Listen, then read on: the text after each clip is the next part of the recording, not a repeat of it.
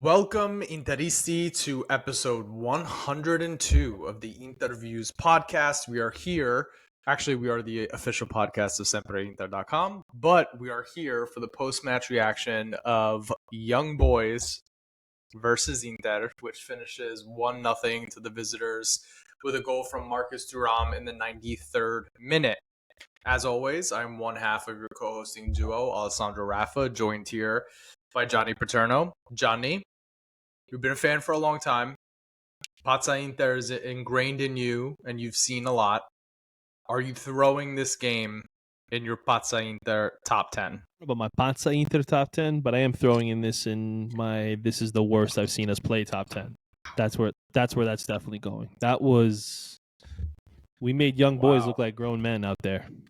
I'm just gonna say it.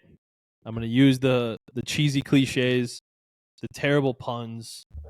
It's coming out full fledged. Yeah, very disappointed to watch that performance. You know, I wouldn't say the privilege, but I did have the chance to watch that game at work. Mind you, I work with our sporting director is a Juve fan.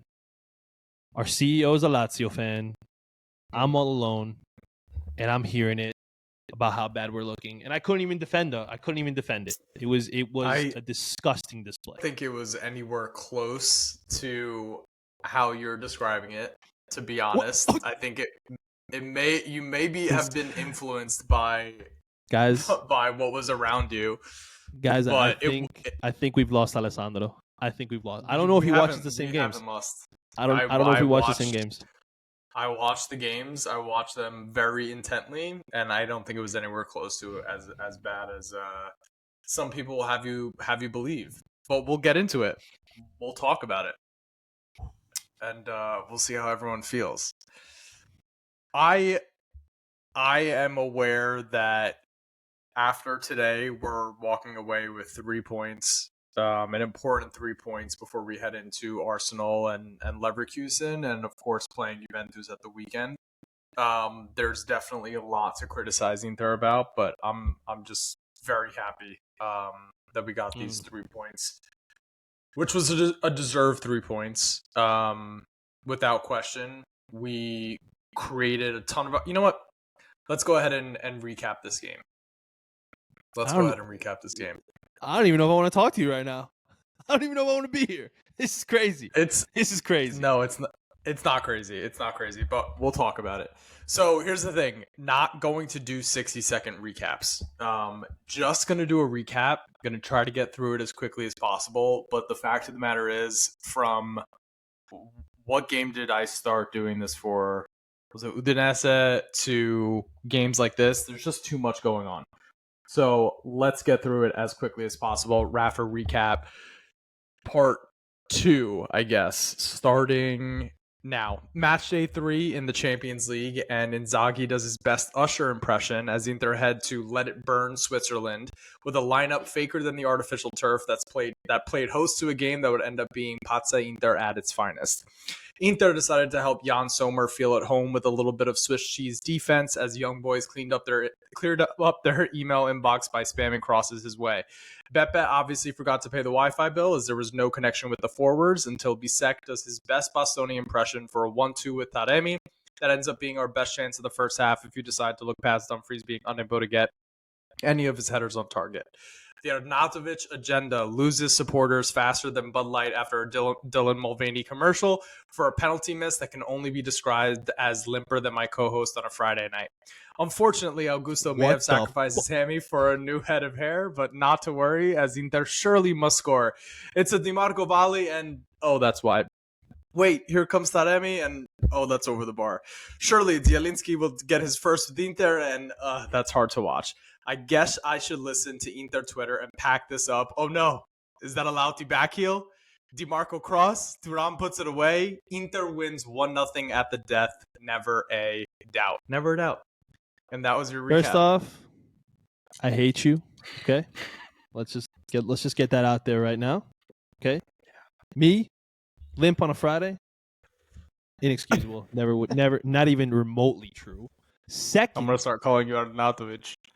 Second, Never in doubt, my brother. Never in doubt. There were some doubts. Don't lie. Don't lie to our listeners like that. Listen, I want us to be honest on here, and you're flat out lying to them. You're flat out I'm not lying. lying. I'm not lying. I'm not Never lying. in doubt. For a period of time there was doubt. For a period of time there was doubt. So you were lying. That's then. fair. Not okay. Okay. I just wanted to quote John Denver from 1988 and say that it was never in doubt. But so it's obvious that we both have mixed feelings about this performance. And also, guys, I'm being a little bit of a little bit mellifluous here. Like, obviously, it wasn't a great How dare you use that word as if our listeners know what that means? I'm kidding. I'm sorry. If anything, that was more rude for me. So I'm kidding, people. I'm kidding. I know that it wasn't a great performance. I just think that there was a lot of... We created a lot of good chances that we should have put away. Like I mentioned, in the recap, like DiMarco should have scored. Taremi should have scored. Zielinski should have scored. Obviously, Arnautovic should have scored. But I don't think that's a good game then. If you're unable to finish your chances, we're not unclinical, for sure unclinical, but they did create a lot of opportunities. And also, but it's the same excuses. There were 2 shots on target against us, by the way. So that the other thing too is like, there was a lot of countering from young boys, but it wasn't very effective. So anyway, a lot of young boys. I have a few topics here. I know we're not going to go super long tonight, but let's go ahead and get into some stuff. So first, I want to talk about this lineup featuring 2 players who played out of position or out of their typical position. Barella at regista and Bisek at left center back. I just want to start with your thoughts on how both of those individuals performed in roles that are unfamiliar to them as far as what we've seen from their Inter careers.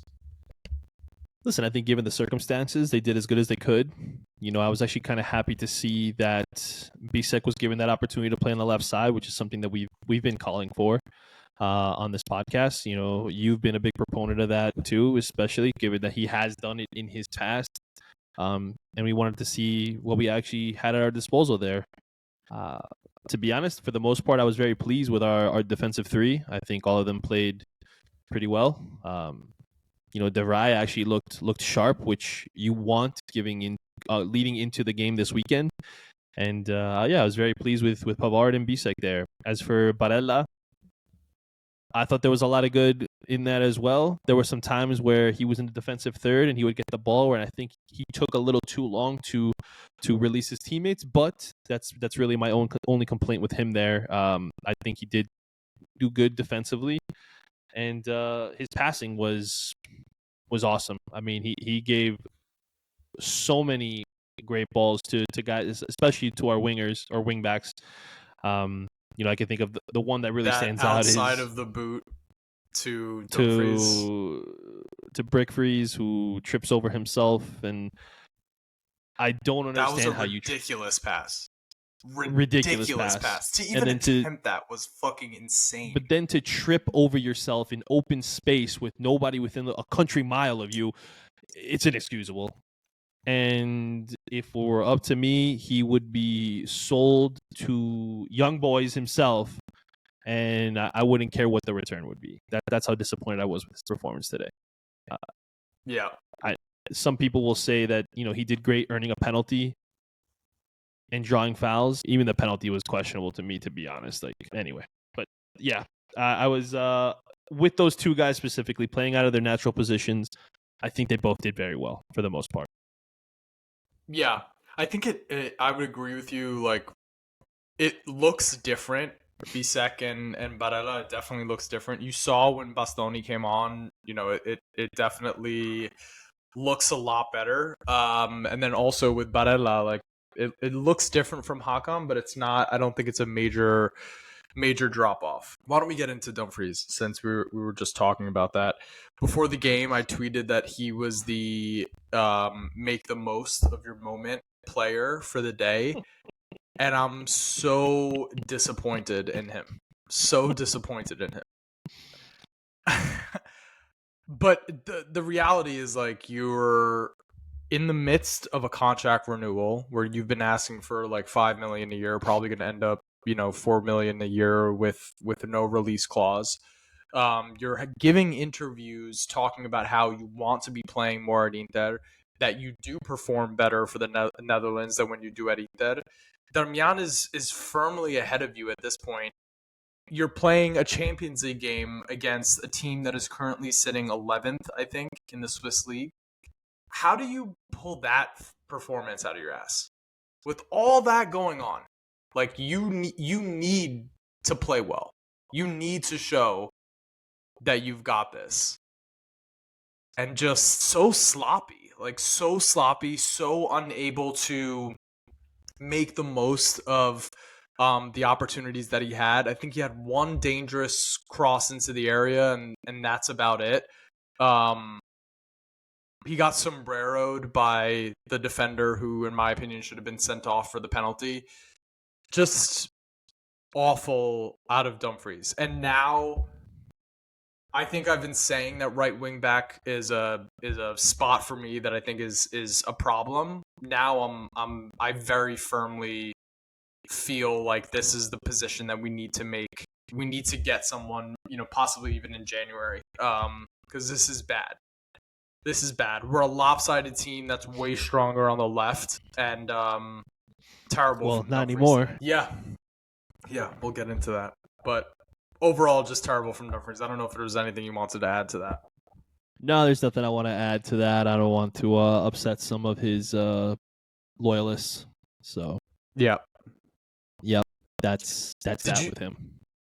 Did you think that the turf had any effect on the performance today? For him or for the team overall? For the team overall. The ball moved faster. Listen, I'm of the mindset you play what you play on. Like, do I think it could have effects? Of course. We've seen bad pitches in Serie A where it's played a factor in the way Inter play. Maybe making it harder for us to be faster in counterattacks, making it harder to pass balls along the ground. I will say, yes, I agree with you that the ball did move faster on the turf. But at the same time, it's like, you are a much better quality club than Young Boys. Like, we should have been up 4-0 at halftime and rested people. Like, this should have been a game we got to see Baron Brook play. Like, that's what I wanted to see. Yes. Yeah. Like, you're up 4-0, throw the kids out there. Let them all have fun. Make your first appearance in a Champions League game. I am a little annoyed with the performance. But listen, I'll listen to people say that, the pitch could have played a factor. That doesn't mean I'm going to give it any weight, Yeah, I'm not either. I don't think. I think, maybe early on, it takes a second to understand the speed, but outside of that, 100%. We both played, we played on turf and we played on grass. It's really not. I don't think it makes much of a difference, even though it seems like coaches love to talk about it. All right, I'm going to ask you a question. Oh boy, putting in a shift versus gunning for a starting spot, two different things. Right, gunning for a starting spot is I'm going after this game and I want my name to be on the starting 11 week in and week out. Versus putting in a shift is I know my role. I'm just subbing in here and it is what it is. Let's go through the players that came into the side today. Taremi, putting in a shift or gunning for a starting spot? It felt like he was putting in a shift. If I'm being honest, I don't think that he was gunning for a starting spot. Did I want him to gun for a starting spot and make us have some thoughts? Absolutely.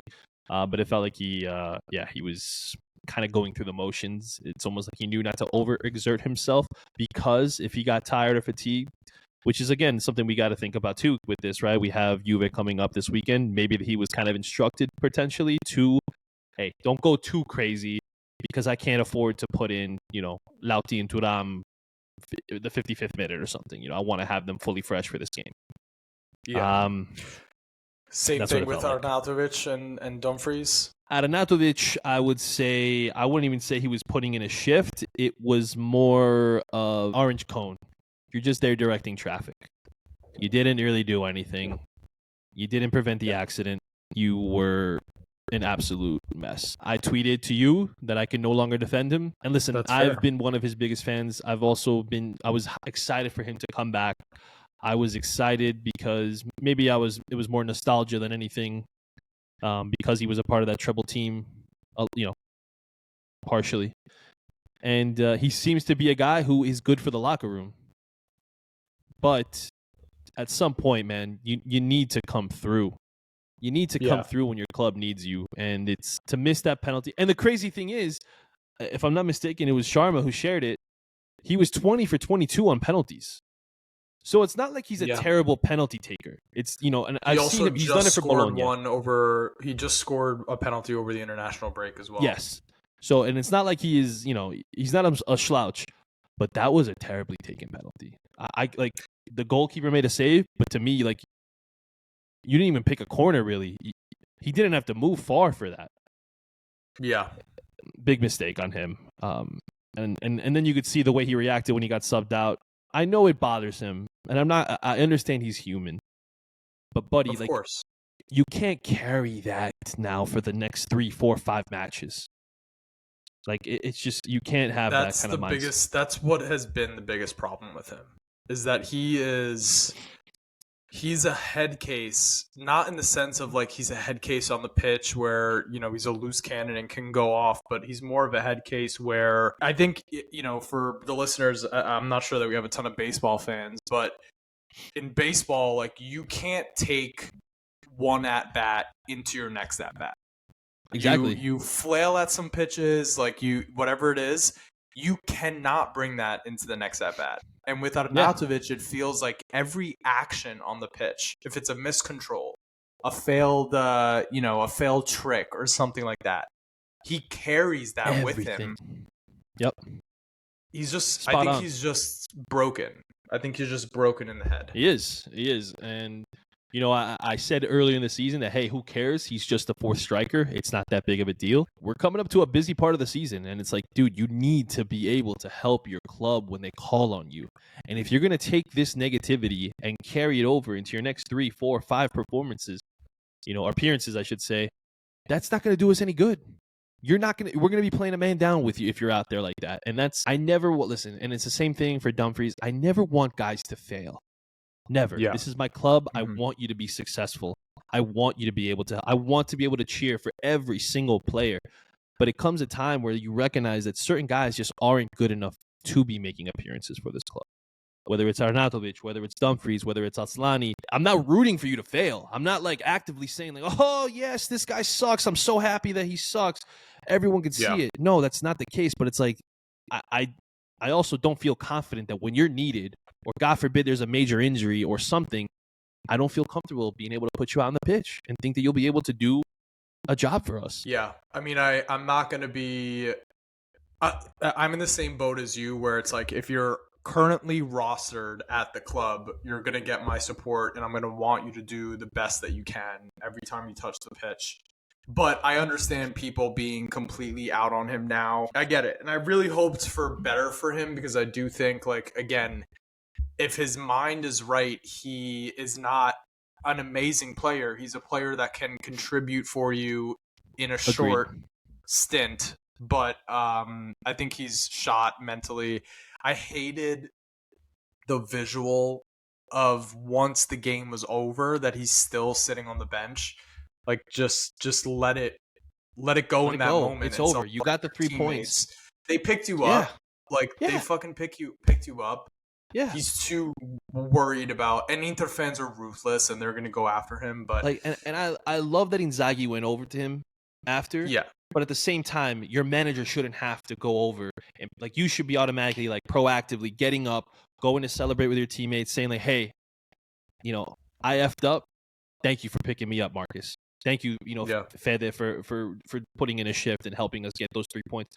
Lauti doing your job, like, all that's, I would have been just going to each guy individually, probably apologizing, or not even individually. Maybe I would just said, hey, I messed up. That's on me. I apologize for not coming through when you guys called me, gave me the opportunity, and that's it. Just move on. But you can't sulk, man. That doesn't look good. Not as a 35-year-old, not as the veteran that was Yeah, on this team when they won a treble. Not this team was at the club when they won a treble when you were a kid. And like you're supposed to be and you saw how a they all carried veteran. themselves. You Yeah. saw how they would react when things weren't going their way. The only guy who really had There's problems not was Balotelli. Cambiasso is never gonna find himself on the bench sulking like Yeah, that if he missed the yeah. penalty. Like it's just Schneider wouldn't have been like that. Milito, Eto, no. everybody would have just, and they would have picked each other up. You know, Yeah. it, Yeah. yeah. It sucks. So last thing on the Arnautovic thing, and then I quickly want to finish out this thing for you and for Inzaghi. Do you think a door has been opened for Correa to move from 5th to 4th here? For me, no. For Inzaghi, sure, I could see that.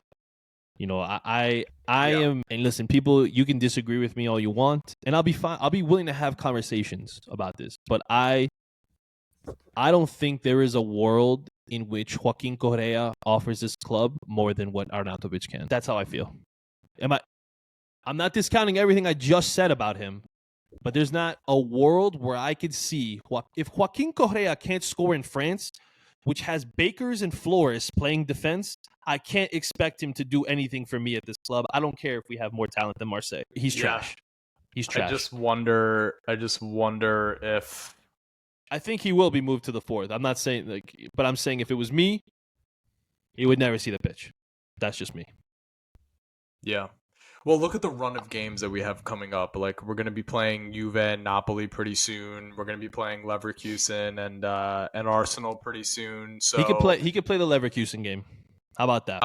It's just going to get very curious. You can play against the Germans, but you can't play against anybody else. We'll see how it shakes out. So Dumfries is put in a shift. Did not gun for a top spot.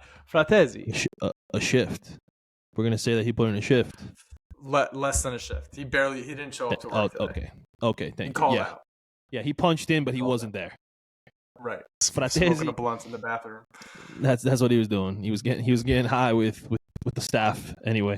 Fratesi gunning for a spot. There were some things that I was annoyed with Fratesi too. I thought that he was making some careless mistakes personally. When I say gunning, I mean, I guess, is he gunning for a spot if he already has it? Well, the ideal midfield, or at least in Inzaghi's mind. I thought that he has I thought Zielinski was gunning for a spot. Yeah. Like he was gunning like, hey, I should be starting against Juve instead of Fratesi with what he came on and it was a difference. It was a difference, and he missed some bad stuff, but he also in 18 minutes he had 3 shots on goal, or 3 opportunities there, whereas Fratesi and Mkhitaryan had nothing the whole game. And then he also had the thing with Fratesi passes that unlocked the defense. Yeah, no, I mean he was good. I'm pretty disappointed in him for skying that ball over the bar very late into the game. I am too. Yeah. He had 3 opportunities that he really fucked up. But anyway, Fratesi, I think he's put in a lot of minutes for this team, and he's starting to get tired. Recently, he's been playing a lot. He's the youngest midfielder. Yeah, but he faded towards the end of the game. I mean, it's been a lot of minutes on him recently. The way you and the frat party just coddle this guy. It's not coddling. It's just thinking about it for what it is, looking at it for what it is. Nobody says this about Barella. What about Augusto? Man, he's gunning for a spot, but then he got hurt. That just breaks my heart. I thought he was. I thought he was putting in a shift. I thought he was putting in a shift. I thought his going forward was disappointing. In some of his crosses. The one thing that he did that was memorable, but outside of getting injured, was the pass into. Oh, that's messed up. What? Outside of getting injured, that was the one he did that was memorable. Outside my thing of said getting trying injured. to reconnect, so I thought But the one thing outside of getting injured that was memorable for me was the pass into Taremi to do the 1-2 with Bisek, or to do the layoff to Bisek. I mean, yes, I will agree. He didn't do a lot that was memorable, but I also think that he did. I feel better with him defensively out there, and I think he put in a shift. He put in a good shift, I should say, defensive. Yes, going forward, it's always something that you hope he gets. And again, I mean, it sucks that he got hurt though. Like I feel like he It was does. playing a pretty good game. I wouldn't say like I wouldn't put it higher than a 6, but I think I thought I was happy with his performance overall. Yeah. And we'll talk about his injury in a little bit here. But then lastly, and this is really the point of this whole exercise, the only one of the players that came into the side today that I feel like really wants to start or really was gunning for it was Bisek. And he even said it in interviews before the game that like he just wants minutes. He just wants minutes. And I So he think can like go back to Germany. What do you mean so he can go back to Germany? He said he wants to go back, and play in Germany. All right, yeah, in the future, but I'm just saying that's like his goal. That's his goal. Am I wrong? Bayern aren't gonna come calling if I don't get minutes. That's what I'm hearing. Can you just just fucking You're not wrong. Christ's You're not wrong. sake. He was the best one. I will, and I said it. I said in the beginning. I thought that he was great. So yeah, I would agree with you there. But I don't. I mean, so Yeah. you're just talking strictly. Yeah, you're talking strictly the guys who started that were typically on the bench. Okay. Yeah. The guys who typically, the guys who came in and could have made their mark. I think Bisek did so. I think Inzaghi is going to start playing him more, especially. There's a couple things going up here. So the next thing to really talk about is this Carlos injury. We're so screwed. We are so screwed. More likely, Tejan starts playing because he's now training with the team. I think it's time for him to make an appearance. Or we see more Dumfries on the right and Darmian on the left to spell Di Marco. Yeah, I think. But I think they go hand in hand. I think that Tejan will get minutes, which will, because of the injuries, which will push Darmian to the left, and then Tejan will be covered for Dumfries. To the right? Yeah, I think it seems like that's what Simone's been doing. I'm sorry, no, Simone has been putting Tejan on the left, but I think the left. Oh man. Listen, if it were up to me, we would be moving Tejan to the right because I need. Agree. Yeah. Like I feel like if you have him with his pace and Di Marco, even though that leaves you vulnerable defensively, I think that would be a dangerous combo because I think crosses from Di Marco coming into Tejan, who could lay it off for the other guys or do something, could be interesting to see. But you know what the sad thing is that I think Simone's internal depth chart right now with the Augusto injury looks like this. Left wing back, Di Marco, Darmian, Tejan. Right wing back, Darmian, Dumfries, Tejan. That's how I think he sees it in his head. I see. I see some racism towards Canadians, and I don't know how I feel about it. That's what it is. I think he might be a little racist towards North American players. Fake news. I'm just saying, bro. Listen, that's how I can see him playing. Give me my Canadian, my maple Mycon. Get him out there. I just invested money in a freaking intercard of his for, I needed to get some value here. I want to see him too. And I've liked everything I've seen from him. I really have. Tejan? Every time he's put on an inter kit, I've liked it. The outside of the word 18, dangerous the comes curler, to mind. The curler outside the box, beautiful. Mm-hmm. That's my Canadian. I don't need Jonathan David. I got Tejan Buchanan. Yeah. No, I want to see more of him. In the words of Nima Tovali Rude Sorry, I stand by that. That's it. That's what I'm going with. I stand by that. So penalty incident. Yeah. Penalty we gotta get more. We got to get more of Captain Canades out there. And it's not even, it's just because I feel like we're lacking so much pace and we're lacking dribbling and we're lacking creativity that we need a guy who can come in and offer those things. If we can have the dribbling, we can have the attacking, the ability to take on your man. I think once again, we're like near the bottom of dribbling. We are. In Serie A. So why would we not want to give this guy a chance to get out there and be able to help in that aspect? That's how I feel. I feel the same. Let's see how Inzaghi plays this out. All right.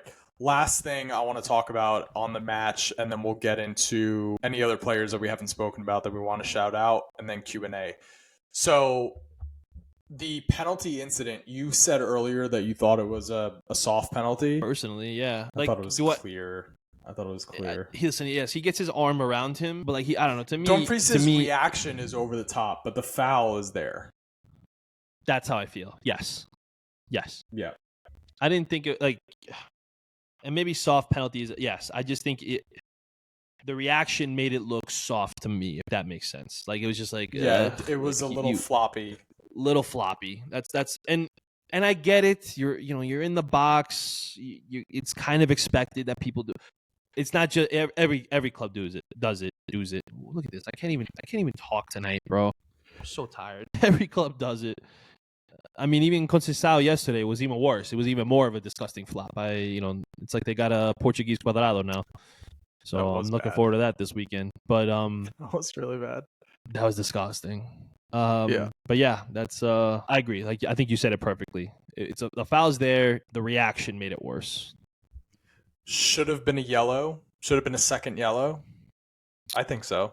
I think so. Like if you're gonna call a penalty in that, I don't know why you don't. That seemed weird. Like that. Yeah. Like it's like the penalty's enough. Like, but if you're gonna call that, like yes, like you're impeding him and you're doing it in a way that's clear. It's like if you're gonna call the penalty, I feel like you at that in that moment you have to give the second yellow. You got a yellow. You're on a yellow card. You just gave up a penalty. Like it's your. Like you're how do you not get the second? Yeah. Like see you later. Yeah. Like we warned you. Yeah. And It's then gonna be went back to and see. did something stupid, but you know. Yeah, it's gonna be interesting to see what the Italian media says about that because. Oh, you mean when they say nothing about that? They're gonna say something for sure. For sure. We'll see. All right, let's get into which players we haven't spoken about here. Jan Sommer, I'll let you take it away. My man, this guy, Jan Sommer. So in my lifetime, I've experienced 4 goalkeepers. No, sorry, 5. I forgot about Onana because it was a 1-year thing. I don't even know if I want to count Onana because he wasn't here multiple years. So I'm going to say 4 years where I've been able to experience, 4 goalkeepers that I've been able to experience for multiple years between Toldo, Julio Cesar, Handanovic, and Sommer. And my hot take might be I might put Sommer as my second favorite that I've seen. No. You're putting Handanovic second over Sommer? So who is it? It's Julio Cesar is my favorite. Julio Cesar is my favorite. Yep. I think I like Toldo. I'm going Sommer, Handanovic, and Toldone. I think Toldo I love more so for the national team. I love Toldo. That's like I remember like I would always like see like that's but like to me like his performance at Euro 2000 is always my favorite and first memory of him. Like it's more so what he did in that tournament than what he did for Inter for me. He also I'm not saying he's not a character. Like he was a big. He was a fantastic character. A lot of personality. Yeah. I would agree with you there. All right, so maybe I'm being a little ridiculous. That might have been a stupid. You're loving Sommer. Can I say what I loved about Sommer today? Only had to make 2 saves. 8 of 12 on long balls. 67% accuracy on the long balls. That's what I was loving. But then very also, good.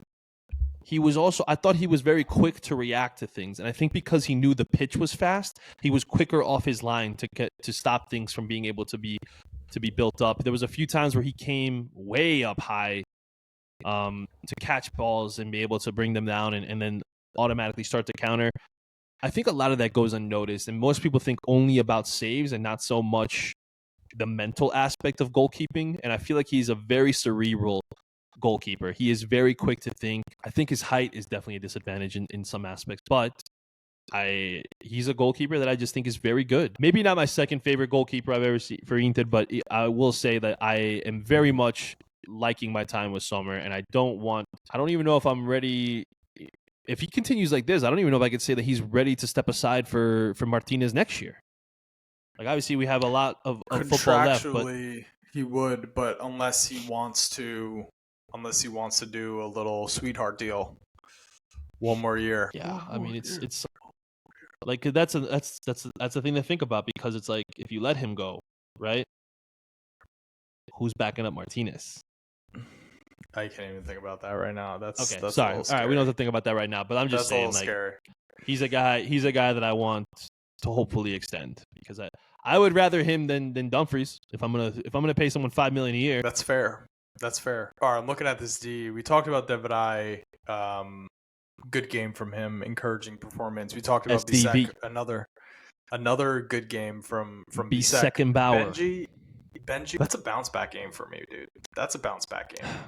But are we gonna say I mean, it was a fantastic game. I'm not taking that away. But do we also think that the lack of quality in the other team may have played a factor in that?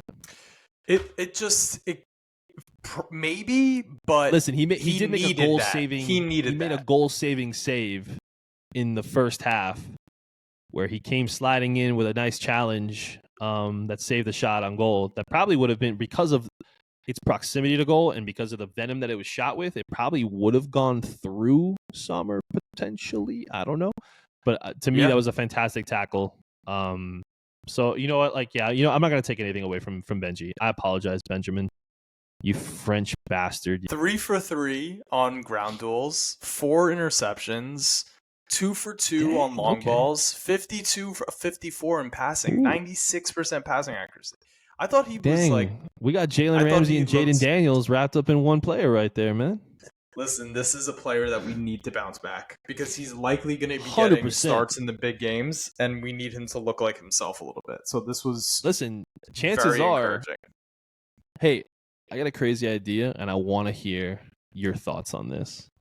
Yeah. InterViews, Benji on the right, Bisek on the left, Bastoni in the middle. He's doing it for the national team. He is. I was thinking about that today. If something happened to Devray, because he kept like clutching at his knee, that you would have to kick Bastoni inside. Thoughts? My only concern would be one of them getting caught out. But we've basically seen Calafiori slip into midfield for the national team, and Bastoni hasn't really been caught out. So I guess it could work. I am interested in seeing that. I don't know against Juventus, but I am interested in seeing that. I'm assuming that if something is wrong with Devray, at this point we would have to, because Augusto's out, so you can't. Backup left center back is now gone. Palacios is a kid. It's possible that we do see that. Do you want to throw up a little bit? Not really. I didn't even eat yet. Who do you think had the highest rating on FOTMob for Inter? It's probably going to be Dumfries. How did Dumfries get an 8.4?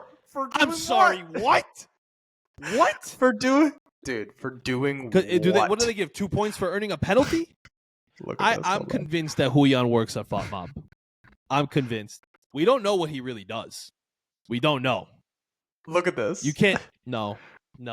I'm not. I saw the blue. I saw the star. No. That is wild. That is disgusting behavior. That's like like PFF, behavior. The PFF grades for football, and they'll be like, Jalen Ramsey's the worst cornerback in the league or some shit. It's like, what are you watching? My favorite is actually we don't have to get into PFF, but that's terrible. Oh gosh, I feel like the people that work at those companies, they don't watch games and they don't understand football. They just go off of the algorithm is clearly fucking Julian's broken. Tweets. That's literally what they're going off of. They're just reading Julian's tweet and Jules, that other Canadian bastard. Anyway, we got to talk about this bench a little bit. From the bench, we get an assist and a goal. Thuram with the goal. Di Marco with the assist. Bastoni came in, played super well. Lautaro was involved with the goal at the end. Zielinski had several shots on target. Someone said Inter was in trouble and they subbed on the Avengers. And I can't argue against that. Di Marco, Zielinski, Lautaro, Bastoni, and Thuram. Is that the greatest substitution window of all time? Look at that. Look at those players. Those guys should be starting, obviously. Like, now let's think about it. Now let's think about it in reverse, right? The guys that could have come on for them were, let's say hypothetically, you got Devray, Augusto. Not see, but that's taking a shot at Augusto. Sorry. Fratesi, Taremi, Arnautovic. Do you want those 5 coming on when you need a goal? Great. But let me imagine But I will say, yes, that is definitely the Avengers for sure. Yeah. or You're the you know, coach you of could, young boys. You're holding Inter to a 0-0 draw, and yeah, then you just you're see praying, and then you one see those after 5 one, come on, and you're like, one you're just after looking at one. your They're coming bench, on and you're like, just like what the fuck? shrugging. You're like shrugging. You're like, well, good effort, boys. Good effort, young boys. Yeah, I thought DiMarco came on and like completely changed the game. Completely, And can we completely talk changed the about game. your So dangerous. terrible Usher reference saying "Let It Burn"? I Yeah, feel I like know. that Was went under the radar, and people are just gonna like kind of skim over that, but it needs to be It brought up wasn't again good. because I know it was bad. yeah, like I if I could have inserted a GIF right there that said "dies of cringe," that would have been it right there. I knew it was bad. I knew it was bad as I wrote it. I knew it was bad as I Like, said it. guys, I want left you to it know alone. that Alessandro has told me he's gone to the Colin Cowherd School of Podcasting, and you could clearly see it with that effort right there. Not Very great. very Cowherdian like joke. Yeah, it was bad. I know it was bad. I know it was Yeah, bad. yeah. All right, looking at the clock here, I know you have to eat. Let's hit these Q&As real quick. Let's do it. Let's do it. And, Rapid fire. And let's get Yes, you out of Dumfries here. is All right. trash. No, Alessandro and I will not come to your birthday party. Next question. Anyway, I may, depending on the amount of quiche you're willing to throw my way. At Quiche. Nerazzurri Pirlo, Sean, what will it From take for Alabama. Inzaghi to take a chance from Alabama? What will it take for Inzaghi to take a chance on someone at wingback? How many bad performances do we have to see at this position? So, yeah, we talked about it with Tejan a little bit, but he's the guy that you try out. I don't know what's going to take for Inzaghi to give him a chance. Is it going to take more injuries? Like, do more people have to fall before you give him a chance? Is he being cautious because he can't afford to lose Tejan? Like, I don't know. Like, we don't know how. I mean, I know he's been, training already, but like, do we know the extent of how hard he's able to go? That's. It was a major injury that he's coming back from too. So yeah, that's a big one. So next question. Yeah. Yeah, I'll just kind of like leave it out. Like, yeah, I don't know what's gonna take. I mean, I hope he does get a run out soon, though. Obviously, it's probably gonna take results not going his way because, like, even today with it not working, he takes home the 3 points and it gives him the confidence to continue to go after it, which is not a good thing. But anyway, at a person 1352 after suffering through brick freeze for 45 minutes, same thing. Is it safe to say TJ takes his place on the right side when integrated? please. Inzaghi's never put him there. He's never put him there. But can I just say weird. please? Like, do you think it's because none of us have actually asked Inzaghi, hey, please? Yeah, I don't think that there's much of a favore, chance. Simone. I don't think there's going to be much of a chance that we see him on the right, especially with the Augusto injury. Like, now he is the left depth. So let's see how that shakes out. Nico Bocuzzi at Chad Hennessy 9. How many points out of 15 will Inter get in their next 5 matches? I'm going with 9. 9 out of 15. Wow. Juventus at home, Empoli away, Venezia at home, Napoli at home, Verona away. Wow, he thinks 3 wins and 3 losses. 3 wins and 2 losses. 3 wins and 2 losses. So, Nico, I wish you would have said who you think we're losing to there. Because ain't no way we're losing to Antonio Conte. In my opinion, I think we're walking away from that with 13. Empoli, Verona, Venezia. I think there's going to be 2 wins and a draw in there. They were drawing to one of those clowns. Yeah, probably. Maybe Empoli, honestly. Because after Juventus, we're going to be tired. I'm going to be honest. And then Napoli and Juventus. See, I'm more worried about Juve, to be honest. I feel like we're going to, because we're hurt, they're hurt. I think it's just going to be a disgusting, let's both leave here healthy and take a point each kind of thing. I could see that. And Juventini are going to go massive display from Thiago Motta. So how about 2 points from Juventus Napoli? This is being super fucking critical. 2 points from Juventus Napoli. You're going 2 draws? 6, 7 plus 2, 9 points. Oh shit! Now, did I end up on the same thing as Nico? No, I'll change 1 to a win. So I'll go 11 points out of 15. I'm going 13, bro. We're getting 4 wins and a draw. Yeah, we're drawing one game. I want that. We're drawing 1 game. We're drawing 1 15. game. I want 15 too. I know we're gonna drop points somewhere in there, but I want. We're I definitely think dropping it's only points. gonna. There's no. It's only gonna be a. Yeah. It's only gonna be a draw though. I don't think we're losing a game. I didn't even so. think. Yeah. So Nico thinks probably 2 wins and 3 draws. Maybe. Listen here, allora Nico Bocuzzi. I've watched your videos. If you don't bring that negativity Nima nonsense with 9 points here, get out of here, Nico. That would be a tough. It's a tough stretch for us, and that would be a tough result. It's not happening. Right, at Jerkbag Jerk, I'm thankful for the 3 points, but what the fuck? If Inter had an American on the team, would Paramount speak more favorably of the team? Yeah, I mean, of course. Yeah. Okay, Without did question. anybody else see the blind rankings of strikers and where they blindly ranked Lautaro Martinez? No, I didn't see this. So out of 10 strikers, let me see if I can find it. Let me see if I can find the whole list. Actually, it might be easier for me to just pull up my own Twitter because I quote tweeted it. But out of 10, they listed. Who was doing the list? I don't know these guys. I know their faces. I don't know their names. Was it is it the morning footy crew at CBS? Yeah, some of those cartoon characters. Like the one guy who kind of looks like a Wish.com version of Matteo Bonetti. Okay. So here we go. I'm gonna go from 1 down to 10. Okay? Okay. So number 1, Erling Haaland. Number 2, Kylian Mbappe. Number 3, Robert Lewandowski. Number 4, Harry Kane. Number 5, I always say this guy's name wrong. I'm probably gonna butcher. Guirassy. Yeah, Guirassy. Number 6. Get ready, people. Buckle up. Darwin Nunez. Number 7. Dusan Vlahovic. Yeah. Number 8. We're getting there. We're getting closer, ladies and gentlemen. Alvaro Morata. And at number 9, Lautaro Martinez. The only striker that he's better than currently, I should say, is Ollie Watkins. Yeah, this is a poor ranking. Kidding me? I understand it's blind rankings, right? I get it. And who knows? I didn't watch it. So maybe Lautaro came out 9th, and they only had that or 2nd left. I don't know. I didn't see it. It's the PR though. It's the PR. But you're gonna tell me a guy who's up for Ballon d'Or is worse than Nunez, Vlahovic, and Morata? And even I think right now the only guy that I would truly take, I'm talking about right now, is Harry Kane. You would take him over Lautaro? I would say Lewandowski. He's having a fucking incredible season. I'm just saying. I think in the style that Kane's willing to drop back. He's willing to work with the team.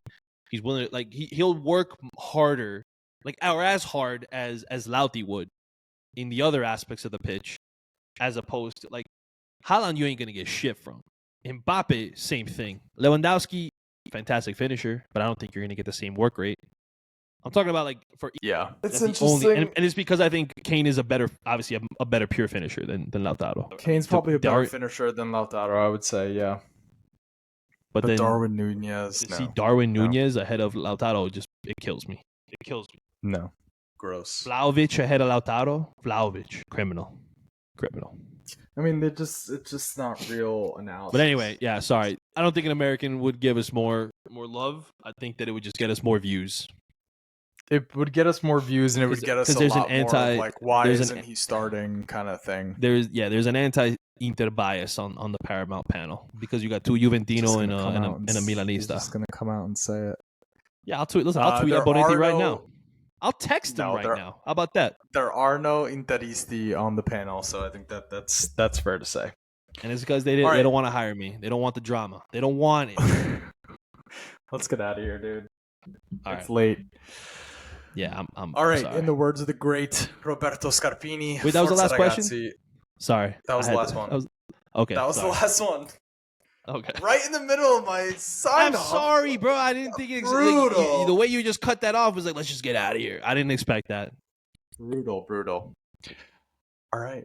In the words of the great Roberto Scarpini, forza ragazzi, forza ragazzi, forza ragazzi.